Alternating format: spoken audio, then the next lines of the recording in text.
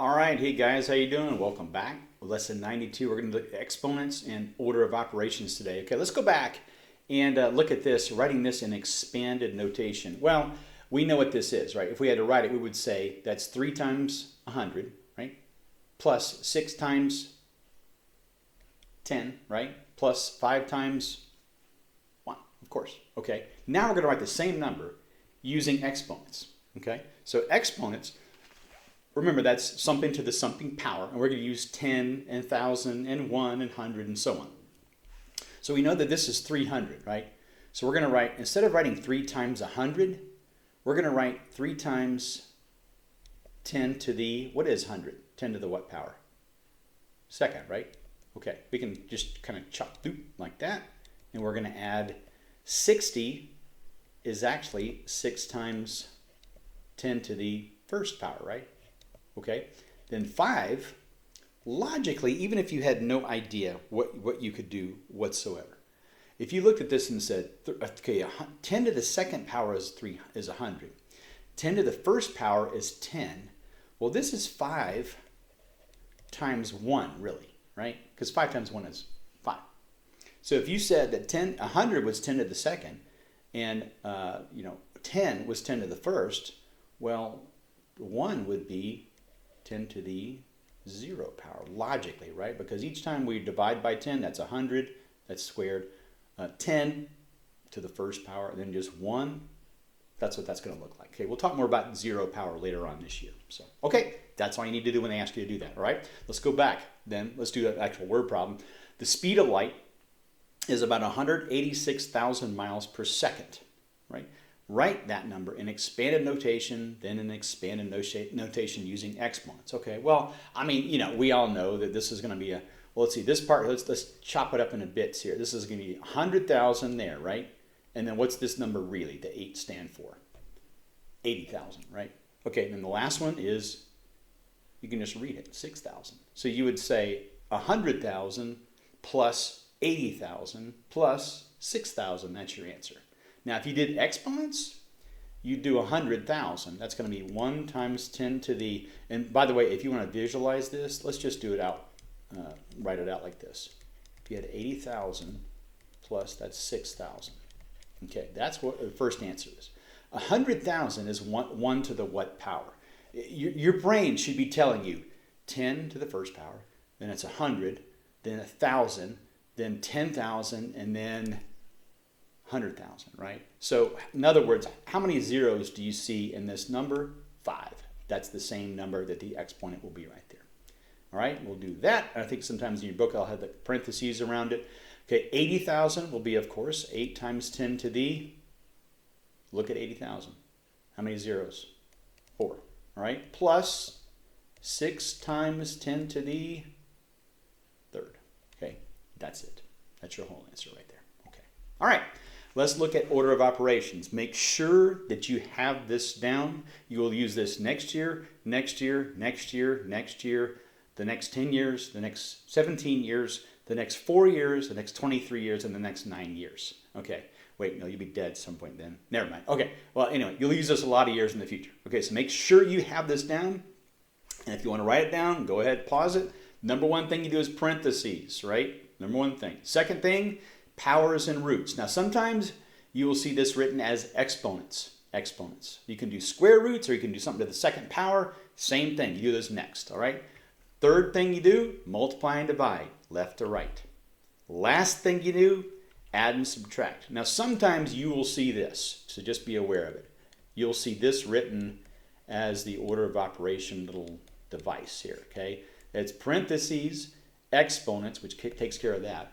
Multiply and divide, I think that's just one thing you should count it as, and then add and subtract, all right? But they'll say things like, I think when I was a kid, they had, please excuse my dear Aunt Sally, or something like that. Okay, so whatever you want to do, that's fine. Just make sure you memorize that, and eventually you can stop messing with that, and you'll just know which ones to do first. Okay, all righty. Let's look at a couple of these. Pause this and go ahead and copy it while I sip coffee from my Charlie Brown mug. Okay, Now here's, if you just went left to right, you would just get a completely different answer than if you were to do it correctly with parentheses, all that kind of stuff first. So actually what I would do if I were you at first is I would go ahead and quickly write out each individual step that you do so you don't make mistakes. These are killer for making little ticky-tack mistakes. You go, oh, I got the answer, 75. What, 2,000? What, oh, man, what did I do? You know, if you're just going from this and you go, oh, I did it all in my head and there's the answer, you're not going to know where you goofed up. I mean, I don't know, maybe you will. But it's easier to do it like this. Let's just go left to right. So you tell me, parentheses are first, right? So let's just do it, right? 8 plus 8 is 16, okay? Well, let's just write it again. I think it's easier to do it like this. 3 squared times 2, okay? Now, next, besides parentheses, is exponents, right? So that qualifies and that qualifies. So let's just, knock those out of there. So we got 5 again. I got minus 16. I got divided by, what's the square root of 16? 4. Don't say 8, it's 4, okay? 4 times 4 is 16, that's what the square root of 16 is. Okay, plus 3 squared is 9 times 2. There we go, okay? Now you tell me what's next. Multiply and divide, right? Left to right. So this is what you're going to do first, not 5 minus 16. You are not going to do 4 plus 9 either. You're going to do these two in this step. All right, so I have 5 minus, 16 divided by 4 is 4.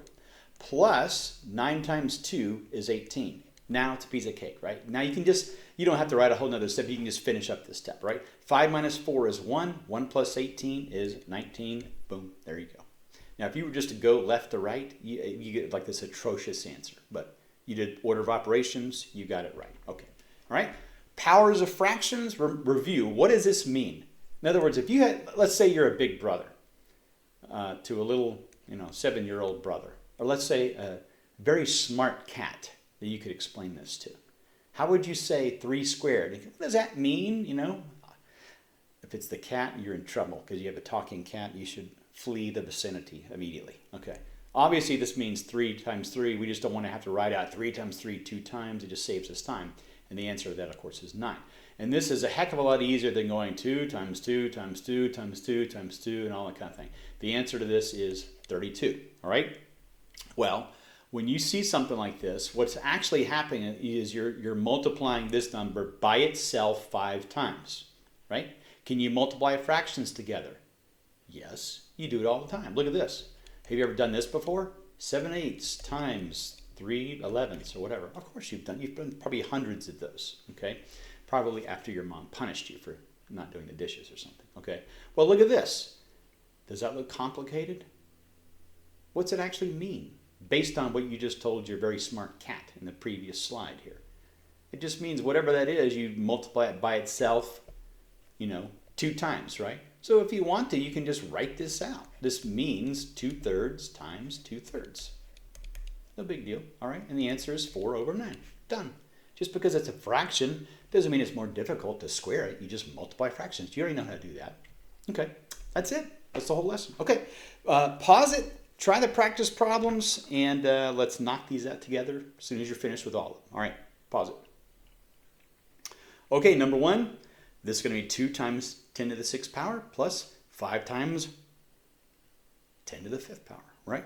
Okay, make sure if you don't remember that you're counting the number of zeros, and that'll tell you how many 10 to the power that it's supposed to be. It's the same match. Okay, B, standard notation. Well, that's a big one.